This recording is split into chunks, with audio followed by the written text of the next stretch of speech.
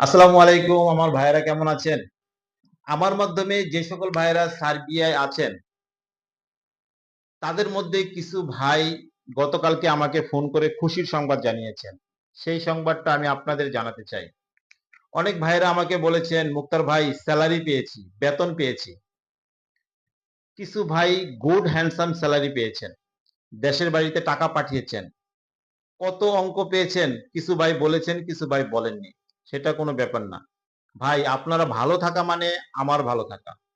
আপনারা সাকসেস মানে আমার সাকসেস। যদি শুনি আপনারা ভালো আছেন, শান্তিতে আছেন, ভালো স্যালারি পাচ্ছেন, তখন আমার কাজের শক্তি আরো বেড়ে যায়। আমি তো একজন উসিলা। আল্লাহ পাকের রহমত আছে বিধায় আপনারা ভালো আছেন। তবে আমি সবাইকেই বলি, যাহারা নতুন সার্বিয়ায় যাবেন, অন্তত ২ থেকে ৩ মাস কঠোর পরিশ্রম করতে হবে। কারণ আপনি ভাষা জানেন না, পথঘাট চিনেন না, মালিক চিনেন না, কাজ জানেন না। অতএব আপনাকে এই ২-৩ মাস স্ট্রাগল করতেই হবে। স্যালারি পাওয়ার পরে সব ঠিকঠাক হয়ে যাবে। আরেকটি কথা, আমার মাধ্যমে অনেক ভাইয়েরা যাহারা সার্বিয়ায় গিয়েছেন, কিছু সংখ্যক ভাই সেন্ট্রাল ইউরোপে চলে গিয়েছেন। তাদের কথা নাই বলি, আপনাদের বলি। আপনারা যাহারা বর্তমানে সার্বিয়ায় আছেন, ঠিকঠাক মতো কাজ করেন, মালিকের কথা শোনেন, সার্বিয়ার নিয়ম কানুন মেনে চলেন।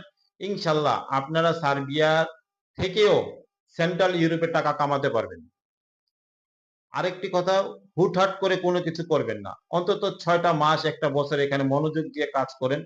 অনেক টাকা খরচ করে আসছেন, কিছু টাকা পয়সা দেশের বাড়িতে পাঠান, মনটা শান্তি লাগবে। তারপর একটা কিছু করবেন। দেশের বাড়িতে মা বাবার সাথে যোগাযোগ করেন, ছেলে মেয়ে থাকলে ছেলে মেয়েদের সাথে কথাবার্তা বলেন, সবার দোয়া নেন এবং আমার জন্য দোয়া করেন। ধন্যবাদ সকলকে।